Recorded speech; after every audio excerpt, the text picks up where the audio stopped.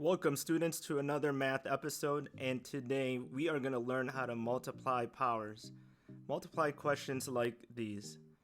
The rule is, as long as they have the same base, all you have to do is add the exponents. Let's examine x to the 5th times x squared. Both of these have the same base x, and you want to pay attention to the exponents. So if we want to follow the rule, all we have to do if they have the same base is add the exponents. So we can write this as x to the 7th power because 5 plus 2 is 7. So if you're not understanding where that's coming from, then let's just examine what x to the 5th really means. That means 5x's being multiplied together, and x squared just means 2x's being multiplied together. So if I multiply both of those results, then if you count 1, 2, 3, 4, 5, 6, 7, there are 7 x's being multiplied together, which is what this means right here. So instead of writing 7 x's, the better version is just to write x to the 7th power. So all you have to do once again is add 5 and 2. Even if there are 3 variables with the same base, as long as they have the same base m, all you have to do is add the exponents. So m is our base, and if you want to show your work, all you're really doing is 3 plus 2 plus 5. We're just adding 3, 2, and 5, and that will equal m to the 10th power. How about if you got a negative exponent like this? It doesn't matter as long as you have the same base. You're still doing the same rule. You're still applying the same rule. So p is the base. Negative 1 plus 5. That's going to equal p to the 4th power. Let's look at the other two questions. N squared times n. I always tell my students that if there is a variable without an exponent, to remember to put a 1 there. That way you don't forget to add it. So let's just do that right now.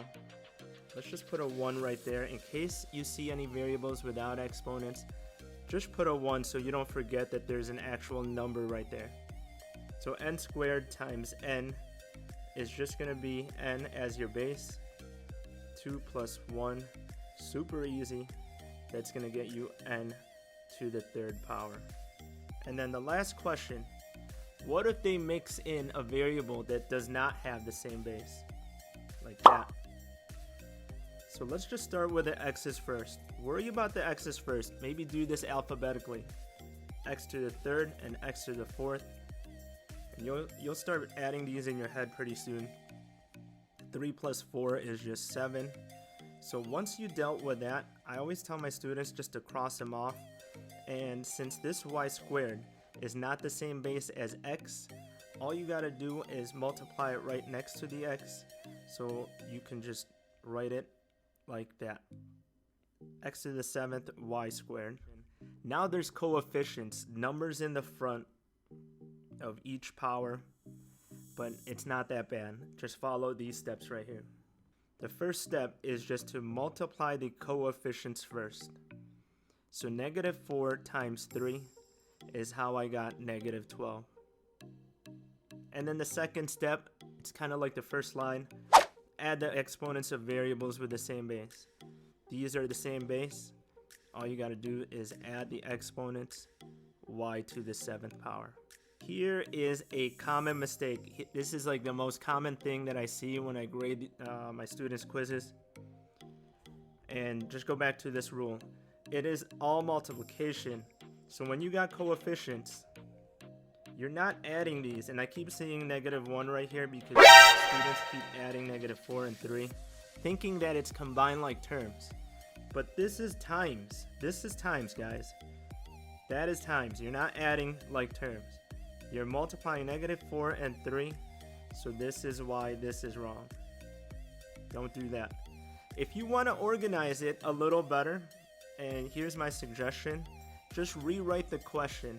Maybe you can write the negative 4 times 3. Write all the coefficients first, and then write the variables. Y to the 4th and y to the 3rd. You're allowed to do that because it's just all multiplication, and just simplify from there. -4 times 3, and again, that is times, guys. That is times. -4 times 3 is -12, and y to the 4th, y to the 3rd, they both have the same base. So guess what you're going to do? You're just going to add the exponents, y to the 7th power. If you want to rewrite the question and write the coefficients first, then let's do that. That way you never miss these questions. We can write 3 times 4 first. So that is done. And this is the best way to organize it. Go alphabetically, letter by letter. As long as this is times, you can do this. X squared is right there. Y and y, so there's 2 y's. We're going to write 2 y's like that. And a single z to the 5th power. Put that at the end. So now that's all set up, let's just apply the rule and do some multiplication. 3 times 4, remember that's times. That will get you 12. And the rest of these, you're just adding the exponents. X squared and x squared, you're adding 2 plus 2 to get you x to the 4th power. So I like to cross them off as I go. Remember that if it doesn't have an exponent, pop in that 1 right there so you don't forget. So let's just do that right now. 1 and a 1. Y1 and y1 is y2. Cross them off as you do each result. And z to the 5th power is just by itself. So z to the 5th power. How about if there are 3 monomials? They call these monomials being multiplied to one another. You are still, guys, you are still doing the same thing. And if it helps you to organize it, then do that. Write all the coefficients, the numbers in the front first. -4 times 3 times 2. So those are all done. And then go letter by letter. Let's start with A. Look for A's. This doesn't have any A's, but this one does. This one has an A. And so does this one. So we're going to put those together, write them side by side. A sixth and A squared. Once you write it, cancel it off. I highly suggest you do that. B to the 3rd power and B to the 5th power. Let's just write them first. And if you could add them in your head as you go, then do it. You can skip this step, but get some practice first. I suggest you write it like this and organize them first. C4, C to the -1st, and if this doesn't have an exponent, just put that 1 there for now. I mean, we can cancel it later. So now I got this, and let's start doing the multiplication. -4 times 3 is -12 times 2. That is all going to equal -24. Now let's go with the A's. A6 and A2, add the exponent. A to the 8th, B3 and B5, that is also 8.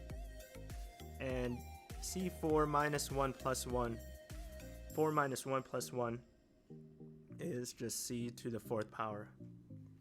Easy, guys, easy. Just pause the video, and when you have written this and tried it out, unpause it for the answer, and hopefully ours matches up. All right, here are the answers from the example problems. Let's look at example 1. So what you want to do is, first, if they don't have exponents, just trust me on this, guys. Just trust me on it. Put 1s there so you don't forget. And then organize them. Coefficients first, followed by the m's. I go alphabetically. N's and a single p. So once you have that, all you got to do is times 3 and 2. You get 6. Both of these add up to 5.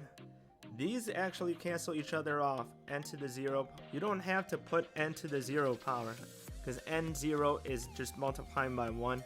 So technically, they just cancel off. And that's why I didn't write an n there. And p to the 1st power. That's where that p comes from. In example 2, same thing. put these together.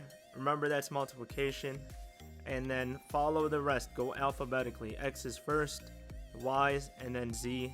There are a lot more rules about powers, so I'll make more videos about that. But until then, I will see you on the next episode. Peace.